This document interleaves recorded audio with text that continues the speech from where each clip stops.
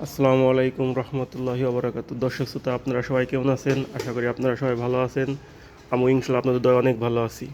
আমরা হাউজিংয়ের ভিতরে একটা মাদ্রাসায় কাজ পেলাম। মাদ্রাসার নাম হচ্ছে সিরাতুল মুস্তাকিন। এই মাদ্রাসার কাজটি এই যে পেলাম। আমরা এই যে বেঞ্চগুলো রং করতেছি, এই যে সব বেঞ্চ বের করা হচ্ছে। এই যে বেঞ্চগুলো রং হইতেছে।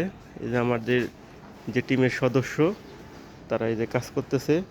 প্রচণ্ড ঠান্ডা, তারপরে আমরা এর ভিতর থেমে নাই। এই যে বারান্দার অংশগুলো আমরা দেখাচ্ছি। বারান্দার কাজগুলো করা হয়েছে, আর প্রত্যেকটা রুমের ভিতরে সাদা মারা হয়েছে। কাজগুলো কেমন হলো আপনারা সবাই কমেন্টে জানাবেন। আল্লাহ হাফেজ।